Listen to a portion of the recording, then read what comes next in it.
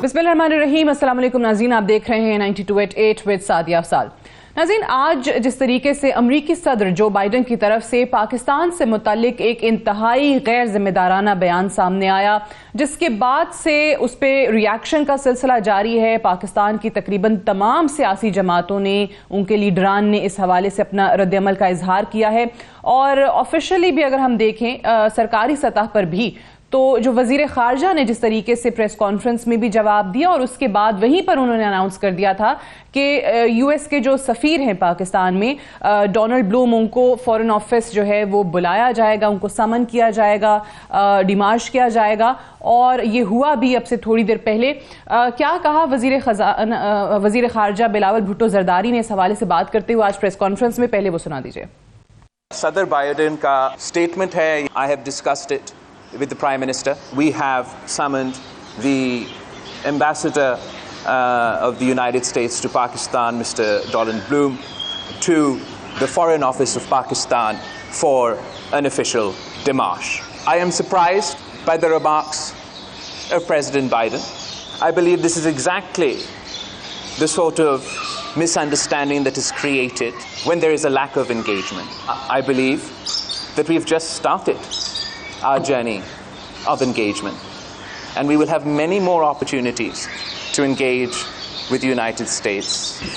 I don't believe that this should negatively impact the relations between Pakistan and the United States. As far as the question of the safety and security of Pakistan's nuclear assets are concerned, we meet each and every international standard in accordance with the IAEA as far as the safety and security of our nuclear assets. President जो Biden की तरफ से पाकिस्तान को दुनिया के खतरनाक ममालिक में से एक करार दिया गया, जो उनके एग्जैक्ट अल्फाज थे। और ये एक फंड रेजर था जिसमें उन्होंने गैर रस्मी बात करते हुए ये अल्फाज इस्तेमाल किए। And what I think is may be one of the most dangerous Nations in the world, Pakistan. Nuclear weapons without any cohesion, बेतरतीब न्यूक्लियर वेपन्स हैं या बेकायदा कह लीजिए। और पाकिस्तान के न्यूक्लियर वेपन्स को लेकर आपको याद होगा कि माजी में भी इस किस्म की बड़ी चीजें होती आई हैं, लेकिन इस तरीके से एक मुल्क के सरबराह की तरफ से, और वो भी सुपर पावर के प्रेसिडेंट की तरफ से पाकिस्तान को लेकर ये बयान दे देना, ये क्या जाहिर करता है। जो रिएक्शन इस पर आया है, फॉर्मर वजीर आजम हम देख लें इमरान खान साहब ने, जहां पर उन्होंने यूएस को भी याद कराया कि पाकिस्तान के हवाले से जो बयान है वो कितना गैर मुनासिब है। वहीं पर मौजूदा हुकूमत से भी उन्होंने सवाल उठाए कि ये कहते थे कि हम तो यूएस के साथ रिलेशंस को रीसेट करेंगे, तो क्या इस तरीके से रीसेट किया है। इमरान खान साहब जो ऑलरेडी एक बयानिया लेकर चल रहे थे अवाम में, और इसी बुनियाद पे वो कहते थे कि उनकी हुकूमत को बाहर कर दिया गया, एक इंपोर्टेड हुकूमत बकौल उनके जो है वो लाई गई और अमेरिका की मदद से लाई गई, और ये पूरी साजिश उनके खिलाफ की गई। ये नैरेटिव ऑलरेडी उनका पब्लिक में जारी ही था कि अब यूएस की तरफ से, उनके प्रेसिडेंट की तरफ से इस किस्म का बयान आ जाना, जिससे बहुत सारे लोग समझते हैं कि इमरान खान साहब के जो नैरेटिव है उसको तकवीयत भी मिलेगी। ऑन दी अदर हैंड, जैसे हमने कहा कि हुकूमती भी तमाम लोगों की तरफ से, जितनी भी जमातें हुकूमत में हैं, उनके भी इस पर रद्द-ए-अमल सामने आ चुके हैं। फॉरेन पॉलिसी को लेकर इमरान खान साहब एक बार फिर से इस हुकूमत की इसको नाकामी करार देते हैं। क्या ये फॉरेन पॉलिसी की नाकामी है? क्या डिप्लोमेटिक फेलियर है? क्या वाकई यूएस प्रेसिडेंट जो हैं वो इतने अनजान हैं, इतने इग्नोरेंट हैं इन चीज़ों के बारे में कि पाकिस्तान का न्यूक्लियर प्रोग्राम, जिसको इंटरनेशनल एजेंसीज जो हैं बरमला सेफ करार दे चुकी हैं और एक नहीं कई दफ़ा इसको वेरीफाई किया जा चुका है, उसके बाद इस किस्म का बयान आना, इसका क्या मामला है? इन्हीं तमाम चीज़ों के हवाले से आज के प्रोग्राम में हम बात करेंगे। हमारे साथ साबिक सेक्रेटरी खारजा नजमुद्दीन शेख साहब मौजूद हैं, बहुत शुक्रिया शेख साहब आपका। हमारे साथ जफर हिलाली साहब मौजूद हैं, फॉर्मर एम्बेसडर हैं, बहुत शुक्रिया हिलाली साहब आपका भी। जनरल एजाज अवान साहब भी हमें ज्वाइन कर रहे हैं, सीनियर डिफेंस एनालिस्ट हैं, और एजाजुल हक साहब भी सीनियर पॉलिटिशियन हैं और प्रेसिडेंट हैं पीएमएल ज़िया के। आपको भी खुशामदीद कहते हैं। मैं ज़रा नजमुद्दीन शेख साहब अगर आपसे आगाज़ करूँ, ये फरमाइएगा कि ऑब्वियसली बयान आपके सामने, पाकिस्तान ने माजी में भी अपने हवाले से काफ़ी बयानात सुने हैं, मुतालबात सुने हैं, वॉर ऑन टेरर पे भी 2 दहाइयों तक हम डू मोर का मुतालबा सुनते आए, फिर अपने किरदार को लेकर काफ़ी बातें सुनी, कभी हमें दोगला करार दिया गया, कभी कुछ कहा गया। लेकिन इस किस्म का बयान कितना गैर मामूली है कि जहां पर पाकिस्तान के न्यूक्लियर प्रोग्राम को डायरेक्टली यूएस प्रेसिडेंट की तरफ से इस तरीके से हिट किया जाता है? देखिए, अब इसमें तो कोई शक नहीं है कि बाइडेन साहब ने जो कहा है वो बिल्कुल गलत है। इसमें कोई शक नहीं है कि उसने हमें यूक्रेन और रशिया और चाइना के साथ ब्रैकेट किया है इस सिलसिले में कि ये थ्रेट पोज करते हैं। ये बिल्कुल गलत है। उनको पता है कि जो भी सेफ्टी स्टैंडर्ड्स हैं और उन सेफ्टी स्टैंडर्ड से अमरीकी बिल्कुल पूरी तरह से वाकिफ़ हैं, क्योंकि उन्हीं के प्रोग्राम से हमने कॉपी बना के और अपने सिक्योरिटी बनाई है। तो ये उनको कोई शक नहीं है। अब मसला ये है कि बाइडेन साहब को अभी भी जो चीन और रूस के साथ जो उनके झगड़े चल रहे हैं, जो कंपटीशन है, उस कंपटीशन में उनको पाकिस्तान को क्यों शामिल किया, ये बहुत मुझे ताज्जुब हुआ। न सिर्फ मुझे हुआ, लेकिन जो एक अमरीकी कॉरेस्पॉन्डेंट है जो कि पूरी तरह से फॉलो करते हैं पाकिस्तान को, उन्होंने कहा कि ये कुछ समझ में नहीं आया कि इन्होंने ये क्या किया कि पाकिस्तान को इनके साथ ब्रैकेट किया है और कैसे किया है, क्योंकि अभी तक तो जो सेफ्टी फीचर्स हैं पाकिस्तान के न्यूक्लियर प्रोग्राम के, ठीक है, फुल स्पेक्ट्रम डिटरेंस है और उसकी वजह से टैक्टिकल न्यूक्लियर वेपन्स भी हैं, लेकिन टैक्टिकल न्यूक्लियर वेपन्स तो अमेरिका के पास भी हैं और अमेरिका ने उनको अभी भी रखा हुआ है यूरोप में। तो ये कोई बात नहीं है। ये मुझे लगता है कि सबसे सही, शायद सबसे नरम चीज़ कहने के लिए ये है कि साहब बाइडेन साहब बहुत मिस इन्फॉर्म्ड थे, और उसके साथ साथ ये कहना भी ज़रूरी है कि बाइडेन साहब से बहुत लोगों ने कहा है कि साहब गाफ आफ्टर गाफ, यानी गलत स्टेटमेंट के बाद दूसरी गलत स्टेटमेंट दे रहे हैं। ये क्या उम्र का तकाजा है या और चीज़ है, लेकिन ये तो वाज़ेह है कि जो हमने जो प्रिकॉशंस लिए हुए हैं और जो पैरामीटर्स क्रिएट किए हैं अपने न्यूक्लियर सेफ्टी के लिए, और कन्वेंशनल न सिर्फ सिविल न्यूक्लियर प्रोग्राम लेकिन मिलिट्री न्यूक्लियर प्रोग्राम के लिए ख़ास तौर पे जो हमने किया है वो सब ने सराहा है। और हम खुद ट्रेनिंग दे रहे हैं लोगों को कि इसको कैसे सेफ गार्ड किया जाए, अपना सिविलियन प्रोग्राम आगे बढ़े, मिलिट्री प्रोग्राम को कैसे सेफ गार्ड किया जाए। और अगेन मैं इस पे एम्फेसिस रखना चाहता हूँ कि जो कुछ हमने किया है उससे अमरीकी बाखूबी वाकिफ और उनको पता है, क्योंकि हमने जो चीज़ें की हैं वो कुछ उन्हीं से बोरो करके की हैं। तो अलावा ये कहने के साथ कुछ मिस इन्फॉर्मेशन है, कुछ ये है कि शायद उनको, आपने कहा ऑब्वियसली आपको भी ताज्जुब हुआ, और जिस तरीके से आप खुद कह रहे हैं कि ये इल इन्फॉर्म्ड नजर आए प्रेसिडेंट जो बाइडेन, अब वो उम्र का तकाजा जैसे आपने कहा या कुछ और है। बट जफर हिलाली साहब, पहले तो मैं इसी चीज को जानना चाह रही हूँ, समझना चाह रही हूँ कि आप लोगों की नजर में ये वजह क्या बनी है। अगर इस किस्म के स्टेटमेंट्स प्रेसिडेंट ट्रंप की तरफ से आते तो चले फिर भी कुछ कहा जा सकता था, बट ये खुद जो बाइडेन जो कि इतने अरसे से इन तमाम मामलात को, पर्टिकुलरली खारजा उमूर को देखते आ रहे हैं, पाकिस्तान के किरदार के हवाले से जानते हैं, उनकी तरफ से ऐसा स्टेटमेंट इस टाइम पे आ जाना, आपकी नज़र में क्या वजह है इसकी? देखिए, मैं नहीं समझता कि बाइडेन को आप कह सकते हैं इतना बूढ़ा हो गया है कि कुछ समझ नहीं आ रही उसको कि क्या हो रहा है हमारे न्यूक्स। वो सब जो नजमुद्दीन साहब ने एक्सप्लेन किया बिल्कुल सही है कि वो सब जानता है।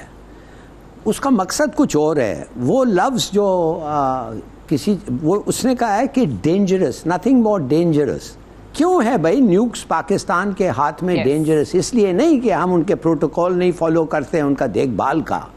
उसका मतलब ये है कि हम अनप्रिडिक्टेबल हैं, हम अमेरिका के कंट्रोल में नहीं हैं और ना हम चाहते हैं अमेरिका के कंट्रोल ना इन्फ्लुएंस में हो। और वो हमने बता दिया, जब हम दोस्ती करते हैं चीन के साथ, जब हम दोस्ती की कोशिश करते हैं रूस के साथ, और जब हमारा इंडिपेंडेंट स्टांस है कुछ हद तक यूक्रेन पे, तो ये है चीज़ें जो एक ज़माने में हम तो बिल्कुल प्रिडिक्टेबल थे, उनके ग़ुलाम थे, उनके कहने पे हिलते थे। अब हम ये सब नहीं कर रहे हैं तो वी आर डेंजरस। वो जो कोहीजन की बात कर रहा है वो उस पर इतना ज़रूरी आप ना दें। इसलिए क्या मतलब कोहीजन? पूरी कौम यूनाइटेड है कि हमारे पास ये हथियार होना चाहिए, पूरी कौम यूनाइटेड है कि हम इस्तेमाल करेंगे अगर हमारे को डेंजर, हमारे we will use it if we are threaten. तो मेरे ख्याल में उस पे कॉन्ट्रैक्ट करें। डेंजरस अमेरिका के लिए बिल्कुल सही, इसलिए कि इसराइल के लिए, आखिर इसराइल और नेतन्याहू ने क्या कहा? नेतन्याहू ने कहा कि ईरान से बिगर डेंजर इज पाकिस्तान। तो कहने की बात सिर्फ ये है कि इंडिया भी यही कह रहा है बड़ा डेंजर है।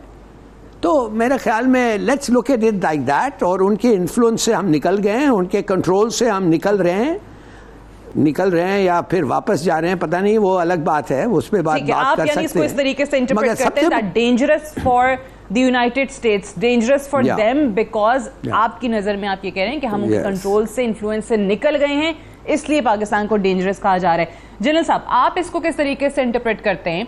ये स्टेटमेंट देने की एक तो ज़रूरत क्यों महसूस हुई उनको? फिर एक बिल्कुल ही गैर रस्मी जहां गुफ्तगू हो रही थी चाइना का, रशिया का, और फिर साथ ही पाकिस्तान को जोड़ दिया गया एक फंड रेजर पे, और फिर इसको बहुत सारे लोग जो हैं वो डिप्लोमेटिक फेलियर भी कंसिडर करते हैं। क्या ये डिप्लोमेटिक फेलियर कैसे? ये तो एक ऐसी चीज़ है जो वो खुद जानते हैं, एक ऐसी कोई नई चीज़ नहीं की पाकिस्तान ने कि जो उनको बताई नहीं गई उनके स्टाफ की तरफ से, और वो जो उनके मुंह में आया या जो उन्होंने सोचा वो बोल दिया। Sadia, thank you very much. पहली बात यह है कि कोई डिप्लोमेटिक फेलियर नहीं है, ये एक बेंट ऑफ माइंड है अमेरिकन प्रेसिडेंट का। और ये स्टेटमेंट अफसोसनाक इसलिए है कि ये दुनिया के सबसे पावरफुल प्रेसिडेंट की तरफ से ये स्टेटमेंट आई है। इररेलेवेंट है, बिल्कुल बेजा है और बेसलेस है, लेकिन इंपॉर्टेंट इसलिए है कि we must respond to it.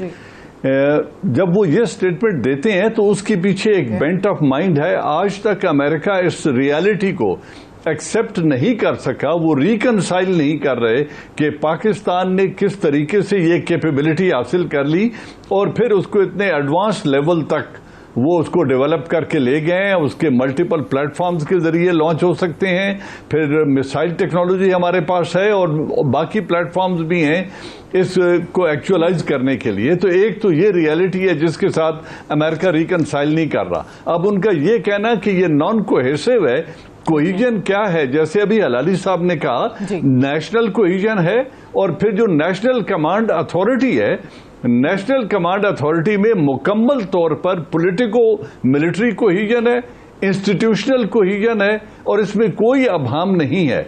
अब उनके कहने की एक वजह जो मुझे नजर आती है, उनके मिड टर्म इंतखाबात होने वाले हैं, मिड टर्म इलेक्शन होने वाला है उनका, तो वो probably he was trying to make a point कि मैंने एक स्टेटमेंट दे दी है, ये बेसलेस है, पाकिस्तान को इस पे एहतजाज करना बनता है। लेकिन जो बात अभी हमारे फॉरेन मिनिस्टर साहब कह रहे थे, मैं उससे थोड़ा सा इख्तलाफ इसलिए करता हूं कि क्या कम्युनिकेशन गैप है। अभी सबसे सीनियर हाई लेवल विजिट हमारा पाकिस्तान में 15 रोज पहले हुए, हमारा मिलिट्री टॉप ब्रॉस वहां पर मौजूद थे, खुद फॉरेन मिनिस्टर साहब वहां पर मौजूद थे, वहां पर नेशनल सिक्योरिटी एडवाइजर से मुलाकात हुई, पेंटागन का विजिट हुआ और फिर हमारा जो F-16 का फ्लीट है उसकी सस्टेनेंस के लिए एक मुआहदा हुआ। तो जब इतना कम्युनिकेशन हो रहा है और उनको बड़ा वेलकम भी किया गया, ये विजिट कामयाब भी था, तो ये जो स्टेटमेंट उसके 10 दिन बाद इन्होंने दाग दी है, मैं समझता हूं ये इररिस्पॉन्सिबल है। और वो अपनी जो पार्टी का फंड रेजिंग एक फंक्शन था, अपनी कांग्रेशनल जो पार्टी थी उनको अपील करने की कोशिश कर रहे थे, but we must make a note of it. ठीक है, अच्छा सही। मैं इस पे आते हैं कि हमें क्या करना चाहिए, लेकिन ऑब्वियसली पहले सवाल पैनल के आगे यही है कि उनको क्या वजह समझ में आती है। अब एजाजुल हक साहब, आपने भी ऑब्वियसली ये स्टेटमेंट सुना है, इस पे जो रिएक्शंस आ रहे हैं वो भी आपके सामने हैं। अभी जो जनरल साहब जिक्र कर रहे थे जिस बयान का जो फॉरेन मिनिस्टर का आया है, जहाँ पे उन्होंने कहा that's probably due to lack of engagement, और वो ये भी कहते हैं कि वो जो जर्नी है यूएस के साथ एंगेजमेंट का, दैट हैज़ जस्ट बिगन। सो मुझे ये बताइए कि पाकिस्तान न्यूक्लियर स्टेट आज तो नहीं बना या कल तो नहीं बना कि जहाँ पे हमने एंगेज नहीं किया तो हमने यूएस को बताया नहीं है कि हम क्या कर रहे हैं और कैसे हमारे न्यूक्स जो हैं। ये तो ऑन सो मेनी ओकेजन्स, जैसे हम बार बार बात कर रहे हैं कि खुद इंटरनेशनल एजेंसीज इसको वेरीफाई कर चुकी हैं और एक इसको सेफ करार दे चुकी हैं, तो फिर ये वाला बयान क्यों आता है? बिस्मिल्लाहिर्रहमानिर्रहीम। देखिए, जनरल साहब ने जो कुछ कहा मैंने वो सुना। मैंने फॉरेन मिनिस्टर की स्टेटमेंट सुनी नहीं है जी। देखें, 98 के बाद शुरू में तो बहुत से इख्तलाफात थे और बहुत से उन्होंने कोशिश की कि ये पाकिस्तान न्यूक्लियर ना हो, लेकिन फिर एक स्टेबिलिटी आ गई थी। पाकिस्तान ने 2002 के बाद 9/11 के बाद बहुत उनका साथ दिया और एक किस्म का उनके साथ मिलकर ये सारे मामला जो थे कि जितना अफ़गानिस्तान के अंदर जब तोरा बोरा से लेकर जो कुछ हुआ उसमें पाकिस्तान उनके साथ खड़ा हुआ था। अब दो चीज़ें मुझे समझ आती हैं। लैक ऑफ एंगेजमेंट तो इसमें कोई शक नहीं है, लेकिन थोड़ा सा हम जो डिस्टेबिलिटी की तरफ जा रहे हैं, जो कि मतलब ये सारी चेंजेस आ रही हैं। देखें, चीफ ऑफ आर्मी स्टाफ गए, बहुत अच्छी मीटिंग हुई उनकी, उनको बहुत बड़ा अवार्ड दिया वहाँ पे, जो कि मतलब कि माजी में इसकी मिसाल नहीं मिलती। इसका मतलब था कि ये भी हो सकता है कि his focus was mainly on pentagon, तो पेंटागन और स्टेट डिपार्टमेंट के बीच में कोई कम्युनिकेशन गैप हो सकता है। और प्रेसिडेंट को, पाकिस्तान के यूएस के प्रेसिडेंट को इस किस्म का बयान ऐसी पब्लिक मीटिंग में नहीं देना चाहिए था पाकिस्तान के बारे में। देखिए, अभी थोड़ा सा उनको जो वहम है, एक तो उनको अभी तक लास्ट ईयर 31 अगस्त भूला नहीं है जब वो अफ़गानिस्तान को 20 साल के बाद छोड़कर वापस गए हैं। दूसरा, वो कुछ चाह रहे हैं पाकिस्तान से जो कि मेरे ख्याल में उनको मिल नहीं रहा अभी, चाहे वो पब्लिक सेंटीमेंट की वजह है, चाहे वो कुछ और चीज़ें हैं, जैसे उनको कोई बेसिस चाहिए यहाँ पे, वो क्या चाह रहे हैं? ये तो वो वाली खान साहब वाली बात तो नहीं आप कर रहे हैं, जो खान साहब भी बार बार कहते हैं कि वो तो हमसे बेसिस मांग रहे थे और मैंने एब्सोल्युटली नॉट कह दिया, तो उसके बाद जो है वो अमेरिका ने मेरे खिलाफ साजिश कर दी।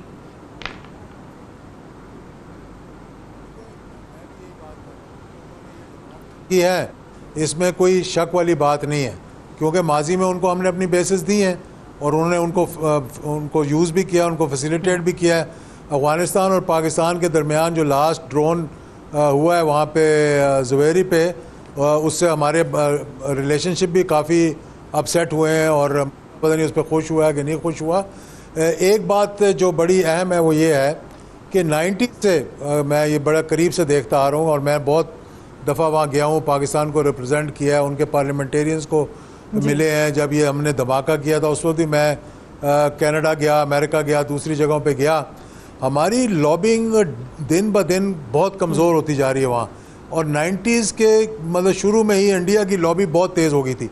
अब उनकी वाइस प्रेसिडेंट से लेकर और मतलब आप जितने अदारे देख लें उनमें कहीं ना कहीं वो इंडियन वहाँ पे फिट हुए हुए हैं, और वो हर वक्त अगर किसी के कान में पाकिस्तान पाकिस्तान पाकिस्तान डालते रहें तो वो फिर निकलता है। उसको काउंटर करने के लिए देखें, मैं किसी के ख़िलाफ़ बात नहीं करूँगा, क्योंकि इस वक्त जो इस स्टेटमेंट के बाद हम सबको सर जोड़ कर बैठना चाहिए।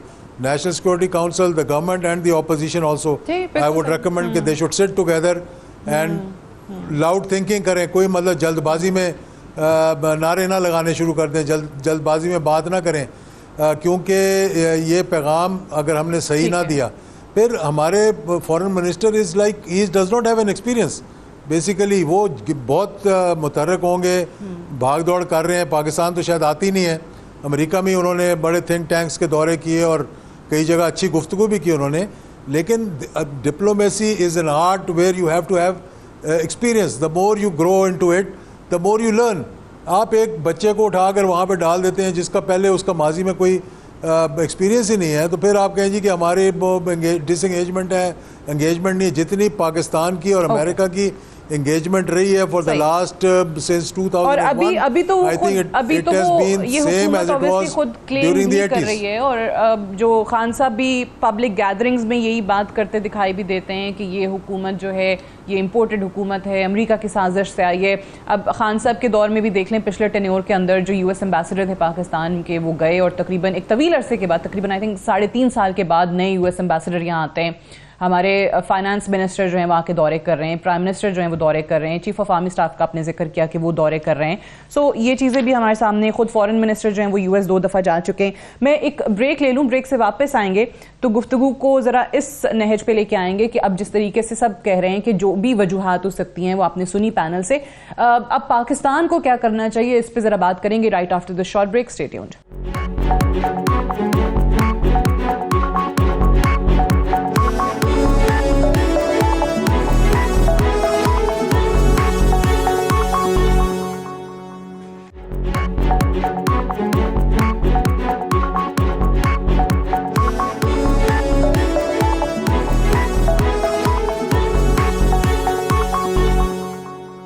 वेलकम बैक प्रोग्राम में एक बार फिर से खुशामदीद। प्रोग्राम में हम बात कर रहे हैं प्रेसिडेंट जो बाइडन की तरफ से जो पाकिस्तान के न्यूक्लियर प्रोग्राम को लेकर स्टेटमेंट आया है, क्या वजूहात हो सकती हैं उनको ये स्टेटमेंट देने की, क्यों ज़रूरत पेश आई, इस पर हम ब्रेक पे जाने से पहले बात कर रहे थे। ऑब्वियसली इस पे जो भी रद्द-ए-अमल आ रहा है, तमाम लोग एक तरफ ये भी कहते हैं कि उनको स्टेटमेंट वापस लेनी चाहिए, फिर पाकिस्तान तहरीक इंसाफ के रहनुमाओं ने माफ़ी का मुतालबा भी किया है, अनजस्टिफाइड इस स्टेटमेंट को करार दिया है, इस मौजूदा हुकूमत की फॉरेन पॉलिसीज़ की या उनका जो भी अभी तक तरीक़ाकार रहा है यूएस के साथ डील करने का, उसकी नाकामी भी वो करार देते हैं।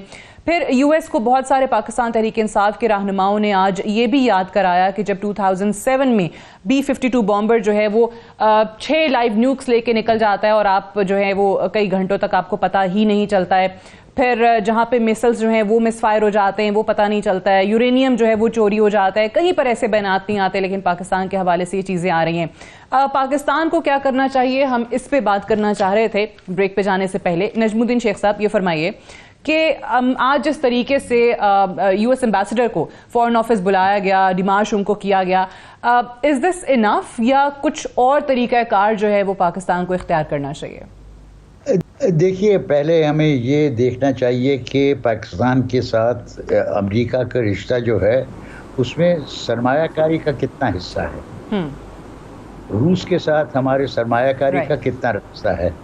रूस के साथ हमने जो मुआहदा किया था, और ये मुआहदा पुराना मुआहदा है, 2014 का मुआहदा है, लेकिन अभी तक वो इम्प्लीमेंट नहीं हुआ।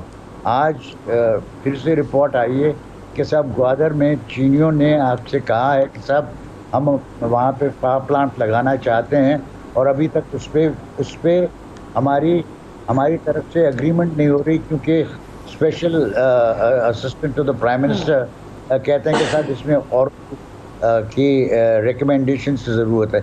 अब आप अगर इस किस्म की चीज़ें करेंगी, देखिए आज अगर हिंदुस्तान में दिलचस्पी बढ़ी हुई है, वो सिर्फ चीन की वजह से नहीं, वो इस वजह से भी कि हिंदुस्तान में अमरीकी सरमायाकारी कर रहे हैं और हिंदुस्तान अमरीका में सरमायाकारी कर। हमारे पास हमने कोई सरमायाकारी का रिश्ता अभी तक ठोस रिश्ता नहीं कायम किया, और जो रिश्ते हैं उनको हमने पूरी तरह से एक्सप्लॉइट नहीं किया है।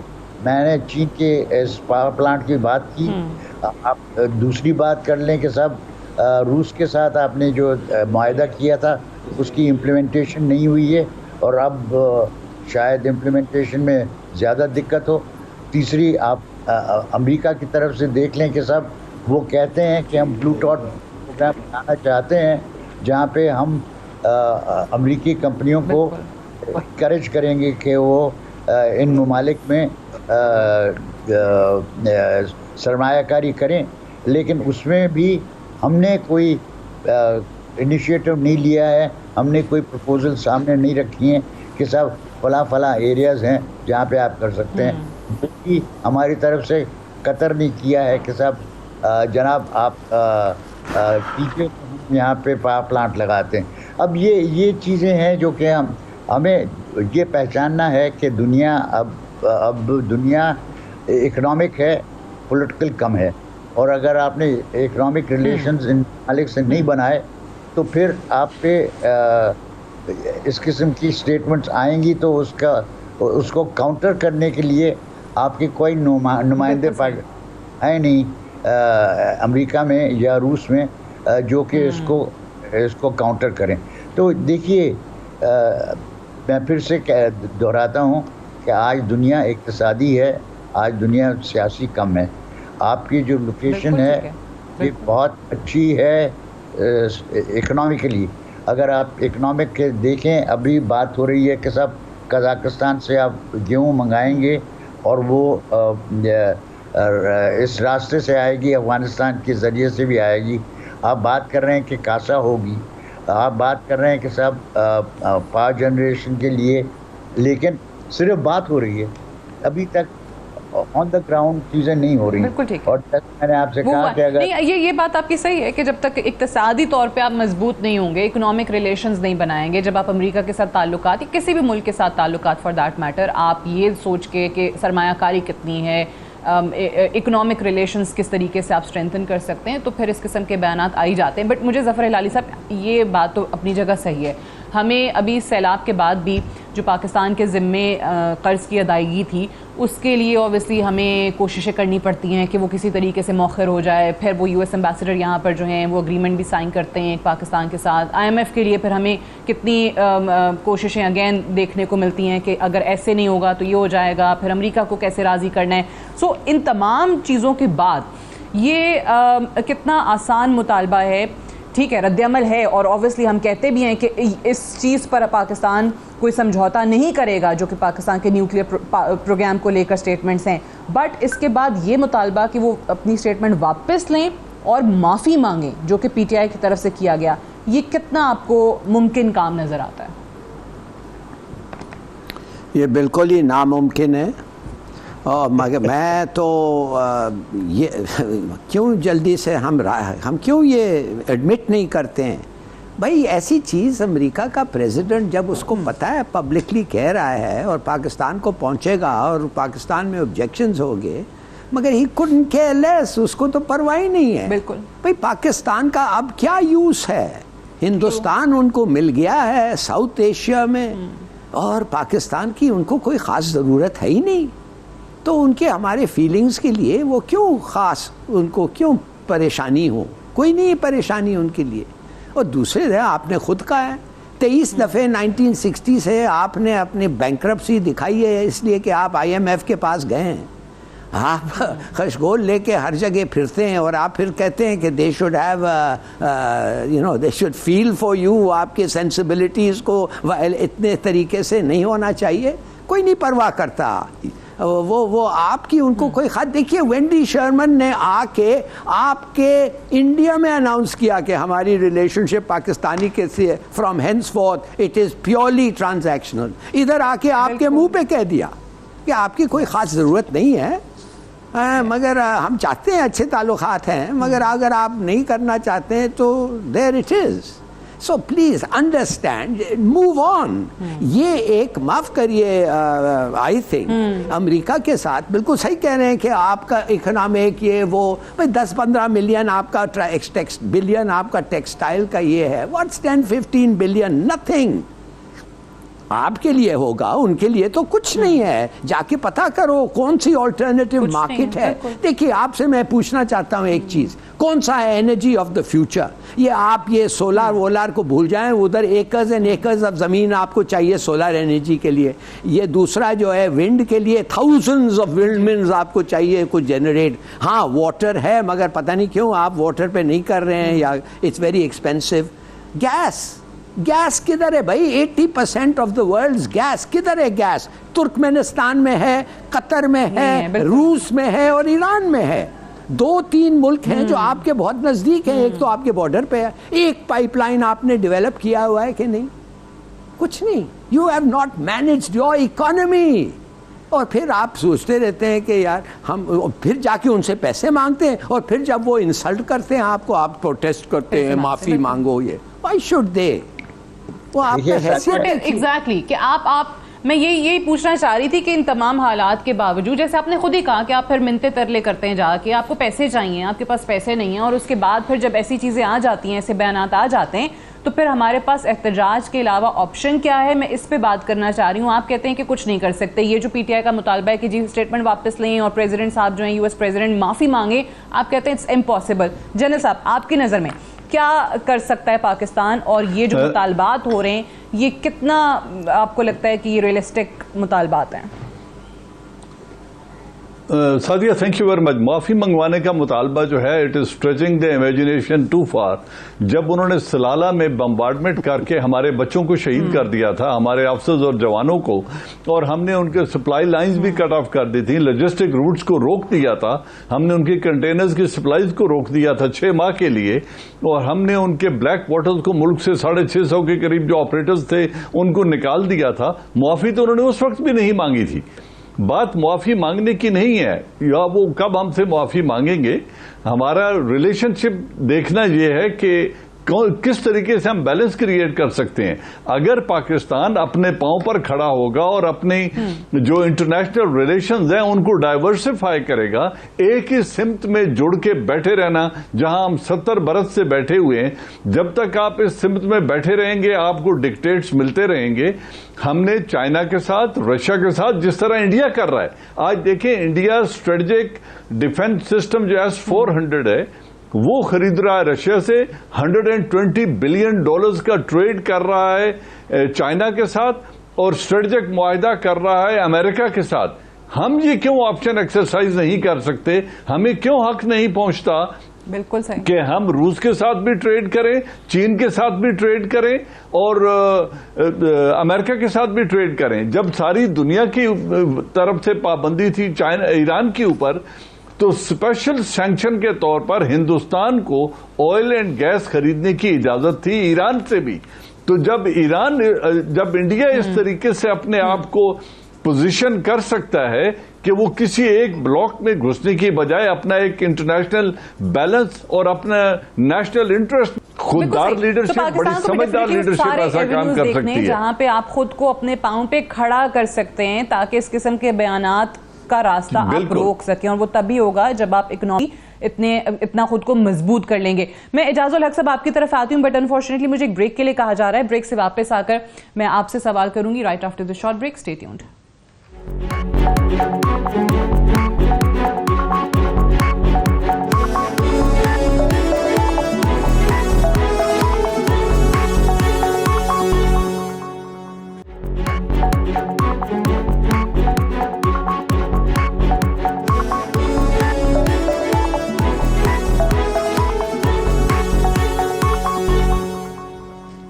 वेलकम बैक प्रोग्राम में एक बार फिर से खुश आमदीद। यूएस नेशनल सिक्योरिटी स्ट्रैटेजी 2022 का जो पेपर हमारे सामने आया, उसमें पाकिस्तान का जिक्र भी नहीं किया गया, जो कि ऑब्वियसली पाकिस्तान हमेशा से यूएस का एक बहुत की एलाय रहा है। और अगर उसको देखा जाए, जो 48 सफ़हात पर मुश्तमिल ये डॉक्यूमेंट है, जिसमें टेररिज्म के हवाले से जो ख़तरात हैं रीजन में उनका जिक्र किया गया, लेकिन पाकिस्तान का नाम उसमें से उसको मेंशन ही नहीं किया गया। और सिर्फ इतना ही नहीं, जो 2021 का भी सिक्योरिटी पेपर था, उसमें भी जो स्ट्रैटेजी पेपर था इनका, उसमें भी इसका कोई तस्करा नहीं था, पाकिस्तान का नाम वहां पे भी मेंशन नहीं था।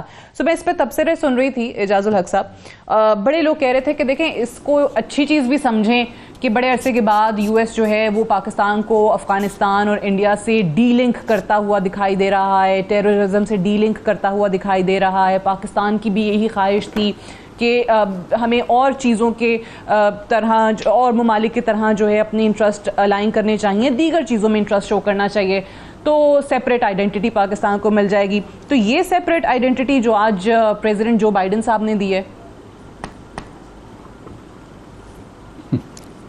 देखिए दिस इज़ वेरी अनफॉर्चुनेट जो है, ये मैं अभी तक हज़म नहीं कर सक रहे लोग ये जो बात उन्होंने की है, क्योंकि I think it was the most unwanted statement, nobody was expecting it. लेकिन आप थोड़े से अपने भी तो देखें ना, गिरबान में झांक कर देखें आप कि इस वक्त आपकी मतलब डिप्लोमेटिक पोजीशन क्या है। How are you doing today, like let's say from 10 years ago vis-a-vis not only the US but even your close allies, यानी आपकी ट्रबल शूटिंग करने के लिए क्योंकि गवर्नमेंट की क्रेडिबिलिटी नहीं होती तो फिर unfortunately I shouldn't be saying this on the national TV but the chief of army staff has to go and do the trouble shooting. एक सऊदी का रोल ओवर होता है, उसके लिए भी आर्मी चीफ को जाकर कहना पड़ता है यार कि ये 3 बिलियन थोड़ा सा हमें और अरसे के लिए दे दें। तो फिर हुकूमत क्या कर रही है यहाँ पर बैठी हुई, आपके फॉरेन मिनिस्टर क्या कर रहे हैं, आपकी हुकूमत क्या कर रही है? और उसकी वजह यह है कि जब यूएस के कॉमेडी शोज़ के ऊपर which are watched by the millions of people every night, वहाँ पर खड़े होकर अगर वो हमारे प्राइम मिनिस्टर के ख़िलाफ़ या हमारी हुकूमत के ख़िलाफ़ ऐसी बात करेंगे जो कि एक जोक होगा, तो फिर उसको उसी तरह वो लेते हैं। और दूसरा ये है कि आपके देखें, आपने अपनी तरफ से कोशिश ही नहीं की, आपसे नहीं, पाकिस्तान की अल्लाह के फजल से जियो पोलिटिकल स्ट्रेटिजिक पोजीशन ऐसी है कि यूएस को गाए बगाए हमारी ज़रूरत महसूस होती रही है और वो हमें हमारे साथ चलते भी रहे हैं और आइंदा भी होगी। मैं ये नहीं कह रहा कि आप इसको भूल जाएं, हमारी ज़रूरत आइंदा भी होगी, लेकिन मौजूदा सूरत हाल में मेरे ख्याल में एक बहुत हिकमत अमली की ज़रूरत है। माफिया मंगवाने से बेहतर है और ये कहने से कि जी वो स्टेटमेंट को वापस लें, आप थोड़ा अपने गिरबान में झांकें, आप सबको साथ बिठाएं, बड़ा सोच समझ कर strategically plan out something for a longer term. मतलब it is not a short term strategy which should be implemented, it should be a longer term strategy, और उसको फिर इम्प्लीमेंट करें। वो देखें ना, अब बांग्लादेश, श्रीलंका जो है वो रशिया से गंदम भी ले सकता है, पेट्रोल भी ले सकता है, पाकिस्तान जो है वो उस पर वो नहीं ले सकता। ईरान की गैस जो है वो टर्की तक जा रही है और इराक से गुजर रही है, लेकिन पाकिस्तान की बॉर्डर पे पाइपलाइन आई है, हम नहीं ले सकते। कभी सोचा किसी ने ये बैठकर कि क्या वजह है इसकी? यानी कि मैं तो होकर आया था ना वहाँ से, तो मुझे मालूम है कि उन लोगों ने क्या बातें की थी। तो थोड़ा सा मेरे ख्याल में अब होश के नाखून लेने चाहिए। Pakistan should have a political democratic government with a credibility and continuity. हम अगर जिद करते रहेंगे, एक दूसरे को नीचा दिखाते रहेंगे, 4 करोड़ अवाम सड़कों में पड़े हुए हैं और हमें उसकी फिक्र ही नहीं, हम एक दूसरे के खिलाफ जो है टांगे खींचने में लगे हुए। भाई कम से कम अपनी अना से बाहर निकलकर, अनफॉर्चुनेटली मुल्क से तो बालातर नहीं है ना आप बिल्कुल, आज भी इस पर सियासत हुई है, ऐसा नहीं है कि नहीं हुई इस बयान को लेके, और आने वाले दिनों में भी अगर किसी को लगता है कि इस पर सियासत नहीं होगी तो डेफिनेटली होगी। इस बयान को अपने हक में या दूसरे के खिलाफ इस्तेमाल करने की कोशिश की जाएगी। मैं नजमुद्दीन साहब ये फरमाइए कि ऑब्वियसली ये जो न्यूक्लियर प्रोग्राम पाकिस्तान का, ये किसी पीटीआई का, पीएमएलएन का, किसी एक सियासी जमात की नहीं, ये पाकिस्तान की रेड लाइन है और हमें पता है कि इस पर कॉम्प्रोमाइज़ नहीं हो सकता। अब ऑब्वियसली हम कहते हैं कि सफारतकारी के जरिए भी हो, हुकूमती सतह पर भी हो, तमाम फोरम्स इस्तेमाल किए जाएँ जैसे हम कर सकते हैं। तो क्या आपकी नज़र में क्या हो सकता है? क्या पार्लियामेंट से अगर मुत्तफिका आवाज जाती है तो उसमें कोई दम होता है, एपीसी कोई कर ली जाए, क्या करें? देखिए, पार्लियामेंट से अगर आवाज़ जाए तो अच्छा है, लेकिन वो काफ़ी नहीं है। काफ़ी ये है कि आप अपनी कॉम्पिटेंस को बढ़ाएं, आप अपनी सरमायाकारी को बढ़ाएं, आप कोशिश करें कि दूसरे ममालिक को आप में दिलचस्पी इस वजह से हो क्योंकि आप इकोनॉमिक पार्टनर अच्छे हैं। अभी तो आपने अपने जो पार्टनर्स हैं उनको ठुकराया है और आप ठुकराते रहेंगे तो आपके साथ यही असर होगा। माजरत चाहता हूँ, लेकिन जब तक कि आप अपनी इकोनॉमी को सही नहीं करेंगे, बहुत अच्छा हो अगर आपके यहाँ यकजहती को, पॉलिटिकल जो डिफरेंसेस हैं उनको एक तरफ रखते हुए आप स्टेटमेंट्स दें जो कि इत्तेहाद की निशानी दिखाएं। लेकिन ये अभी तो इस वक्त तो मालूम होता है कि ये मुमकिन नहीं है। तो इस वक्त हमें जो हमारे ऑफिशियल्स हैं, जो ब्यूरोक्रेट्स हैं, उनको इस पे फोकस करना चाहिए कि सब हम अपनी परफॉर्मेंस को कैसे बेहतर करें।